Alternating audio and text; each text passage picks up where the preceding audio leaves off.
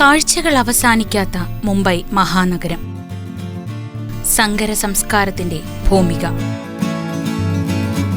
Gateway of India, Elephanta കേവുകൾ, marine drive എന്നിങ്ങനെ മുംബൈ കാഴ്ചകൾ അനവധിയാണ്. ഗ്രേഡ് 1 പൈതൃക മന്ദിരമായ ഛത്രപതി ശിവജി മഹാരാജ് വാസ്തു സംഗ്രഹാലയ ചരിത്രത്തിന്റെയും സംസ്കാരത്തിന്റെയും സംഗമഭൂമിയാണ്. കമല നെഹ്റു പാർക്ക് കുട്ടികളുടെ മാത്രമല്ല, വിശ്രമം തേടി എത്തുന്നവരുടെ കൂടി സങ്കേതമാണ്.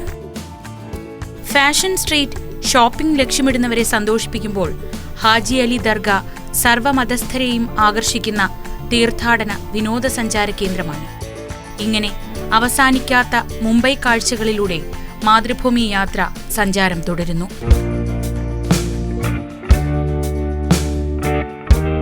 മുംബൈയിലെ മനോഹരമായ കാഴ്ചകളിലൊന്നാണ് ബാന്ദ്ര വേർലി സീ ലിങ്ക്. മുംബൈ നഗരത്തിന്റെ പടിഞ്ഞാറൻ ഭാഗങ്ങളെ തെക്കൻ മുംബൈയുമായി ബന്ധിപ്പിക്കുന്ന വലിയ കടൽപ്പാലമാണ് Bandra Worli sea link.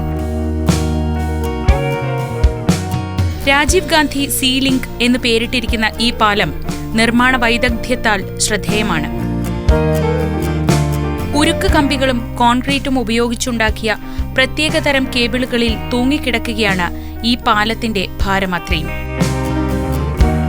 5.6 kilometre ദൈർഘ്യമുള്ള 8 വരി പാതയാണ് ഈ പാലത്തിലൂടെ കടന്നുപോകുന്നത്.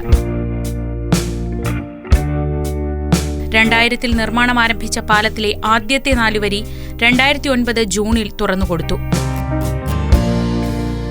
2010 മാർച്ചിൽ പാലം പണി പൂർത്തിയാക്കുകയും 8 വരിയും ഗതാഗതത്തിനായി തുറന്നു നൽകുകയും ചെയ്തു.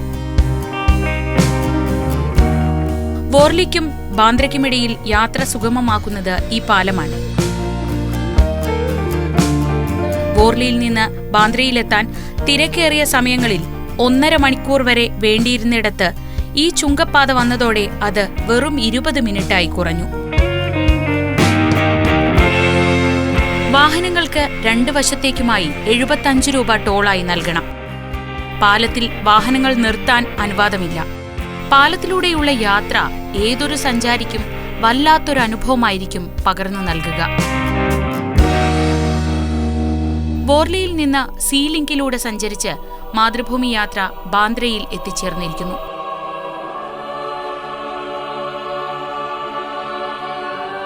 Basilica of our lady of the mount എന്നും മൗണ്ട് മേരി ചർച്ച് എന്നും അറിയപ്പെടുന്ന ആരാധനാലയമാണ് ബാന്ദ്രയിലേക്ക് യാത്രയെ സ്വാഗതം ചെയ്യുന്നത്.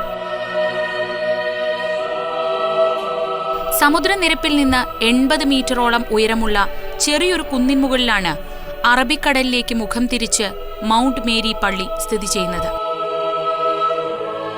ബാന്ദ്രയിലെ ഏറെ പ്രശസ്തമായ റോമൻ കത്തോലിക്ക ദേവാലയമാണിത്. 16-ാം നൂറ്റാണ്ടിൽ ജസ്യൂട്ട് വൈദികർ സ്ഥാപിച്ചതാണ് ഇവിടുത്തെ മേരിയുടെ പ്രതിമ. അതിനുശേഷമാണ് പള്ളി നിർമ്മിക്കപ്പെട്ടത്. 1738 മറാത്തികളുടെ ആക്രമണത്തിൽ തകർന്ന പള്ളി 1760 കരിങ്കല്ലിൽ പുനർനിർമ്മിക്കുകയായിരുന്നു. സെപ്റ്റംബർ മാസത്തിൽ ആഘോഷിക്കുന്ന മൗണ്ട് മേരി ഫെയറാണ് ഇവിടുത്തെ പ്രധാന ആഘോഷങ്ങളിലൊന്ന്.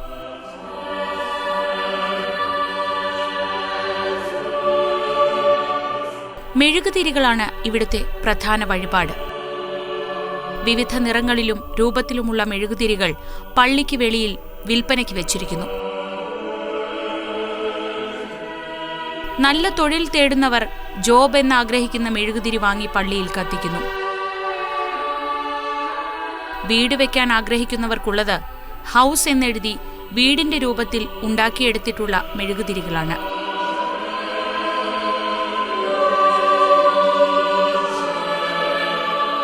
മെഴുകുതിരികൾ മാത്രമല്ല, പൂമാല ഉൾപ്പെടെ ഇവിടെ വഴിപാടുകളുടെ ഭാഗമായുണ്ട്.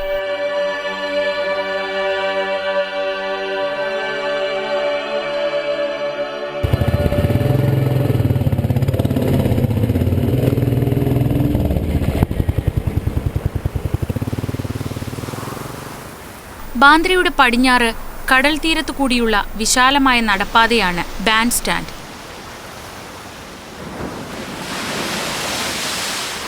ബ്രിട്ടീഷുകാരുടെ കാലത്ത് വൈകുന്നേരങ്ങളിൽ ഇവിടെ ബാൻഡ് വായന ഉണ്ടായിരുന്നു. അക്കാലത്ത് നഗരവാസികളുടെ പ്രധാന വിനോദമായിരുന്നു അത്. അങ്ങനെയാണ് ഈ തീരത്തിന് ബാൻഡ് സ്റ്റാൻഡ് എന്ന് പേര് കിട്ടിയത്. മണൽ നിറഞ്ഞ തീരമല്ല ഇവിടുത്തേത്.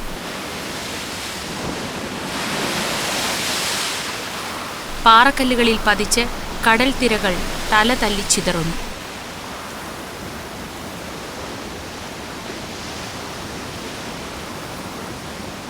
കോടീശ്വരന്മാരുടെ താമസ കേന്ദ്രമാണ് ബാൻഡ് സ്റ്റാൻഡും പരിസരവും.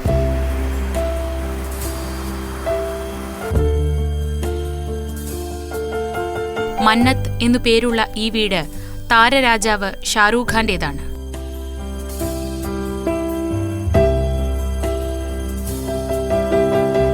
ഒട്ടേറെ പേർ വീടിനു മുന്നിൽ നിന്ന് ചിത്രങ്ങൾ എടുക്കുന്നു.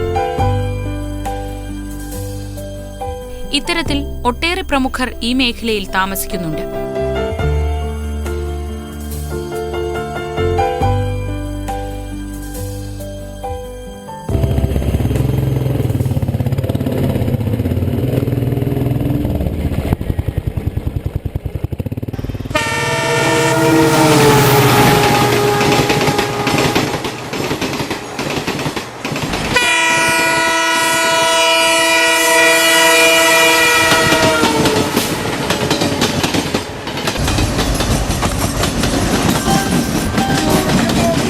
മുംബൈ നഗരത്തിന്റെ ജീവനാഡിയാണ് സബർബൻ റെയിൽവേ. ഇതുവഴിയുള്ള ഗതാഗതത്തിന് തടസ്സം നേരിട്ടാൽ മുംബൈയിൽ ജനജീവിതം സ്തംഭിക്കും. ഓഫീസുകളും വ്യാപാര സ്ഥാപനങ്ങളും പ്രവർത്തിച്ചില്ലെന്ന് വരും.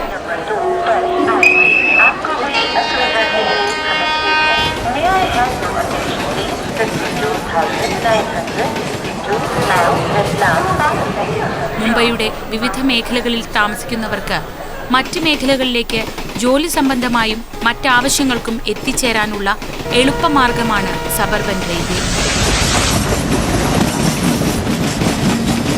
നഗരനിരത്തുകളിലെ തിരക്ക് ഒഴിവാകുന്നത് അത്രയും ഈ പൊതുഗതാഗത സംവിധാനത്തിന്റെ സഹായത്തോടെയാണ്. തിരക്കേറിയ സബർബൻ റെയിൽവേയിൽ യാത്ര അതിസാഹസികമാണ് പലപ്പോഴും. നിശ്ചിത സമയം മാത്രം സ്റ്റേഷനുകളിൽ നിർത്തിയിടുന്ന തീവണ്ടിയിൽ നിന്ന് ഇറങ്ങാനും കയറാനും തിരക്കോട് തിരക്കാണ്. ആ തിക്കിത്തിരക്കലിനിടയിൽ പിടിവിട്ട് വീണ് അപകടമുണ്ടാവുന്നതും ഇവിടെ പതിവാണ്.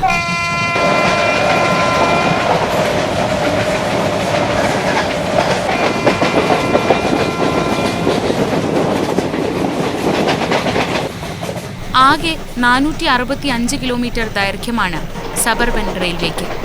2500ഓളം സർവീസുകളും പ്രതിദിനം 7.5 മില്യൺ യാത്രക്കാരുമുള്ള ഈ സംവിധാനം ലോകത്തിലെ തന്നെ ഏറ്റവും തിരക്കേറിയ കമ്പ്യൂട്ടർ റെയിൽ സംവിധാനങ്ങളിലൊന്നാണ്.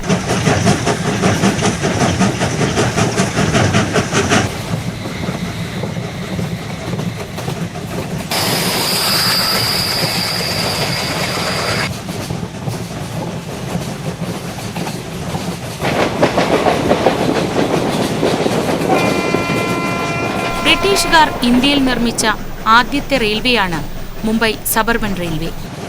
ഏഷ്യയിലെ ഏറ്റവും പഴക്കം ചെന്ന റെയിൽവേ സംവിധാനം. ഇപ്പോഴത്തെ ഛത്രപതി ശിവജി ടെർമിനൽസായ ബോറിബന്ദറിൽ നിന്ന് താനെയിലേക്കായിരുന്നു ആദ്യത്തെ സർവീസ്. 1853 ഏപ്രിൽ 16 വൈകിട്ട് 3:35. 14 കോച്ചുകൾ ഉണ്ടായിരുന്ന ആ തീവണ്ടി 34 കിലോമീറ്റർ ദൂരം താണ്ടാൻ എടുത്തത് 1.5 മണിക്കൂറോളമായിരുന്നു.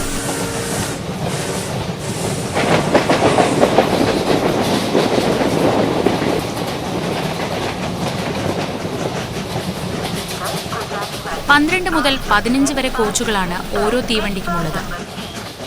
ഫസ്റ്റ് ക്ലാസ് ഉൾപ്പെടെ യാത്രയ്ക്കായി 2 ക്ലാസുകളുണ്ട്. സാധാരണ നിരക്കിന്റെ 12 ഇരട്ടിയാണ് ഫസ്റ്റ് ക്ലാസ് നിരക്ക്. Western, central, harbour, trans harbour എന്നീ വിഭാഗങ്ങളിലായി 140 സ്റ്റേഷനുകൾ സബർബൻ റെയിൽവേക്ക് കീഴിലുണ്ട്. മറ്റ് ദീർഘദൂര തീവണ്ടികളിൽ നിന്ന് വ്യത്യസ്തമായി വിശാലമായ വാതിലുകളോടെ പ്രത്യേകം നിർമ്മിച്ചിട്ടുള്ളവയാണ് സബർബൻ റെയിൽവേയിലെ തീവണ്ടി ബോഗികൾ.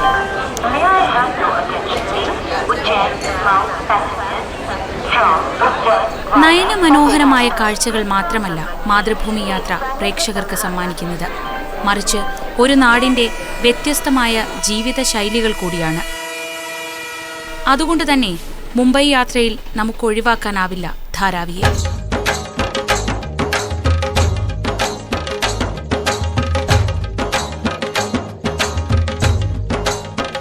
മുംബൈയിലെ ഏറ്റവും വലിയ ചേരി പ്രദേശങ്ങളിലൊന്നാണ് ധാരാവി. ലോകത്ത് വലുപ്പത്തിൽ 3-ാം സ്ഥാനം.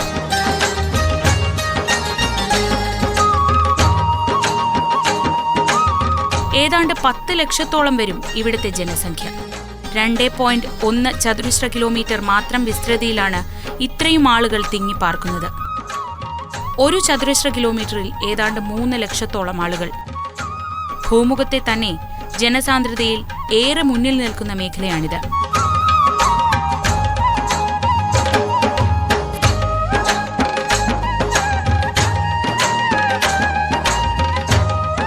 പതിനെട്ടാം നൂറ്റാണ്ടിൽ ചതുപ്പുനിലമായിരുന്ന ഇവിടം കോളിവാലകൾ എന്നറിയപ്പെടുന്ന മത്സ്യബന്ധന വിഭാഗങ്ങളുടെ താമസ സ്ഥലമായിരുന്നു.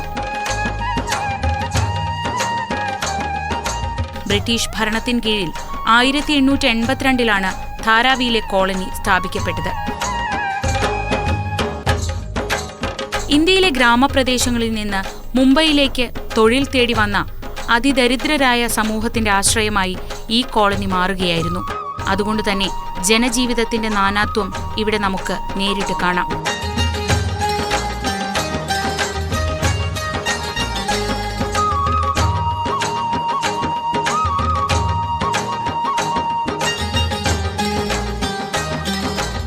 കാര്യം കോളനിയാണെങ്കിലും മുംബൈയിലെ കുടിൽ വ്യവസായങ്ങളുടെ വലിയൊരു കേന്ദ്രമാണ് ഇന്ന് ധാരാവി.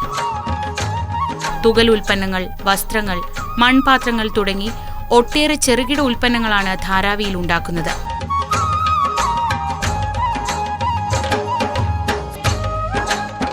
ജനസാന്ദ്രത കൂടിയതും മോശം ജീവിത സാഹചര്യവുമെല്ലാം ധാരാവിയെ പലപ്പോഴും പകർച്ചവ്യാധികളുടെയും മറ്റും കേന്ദ്രമാക്കി മാറ്റാറുണ്ട്.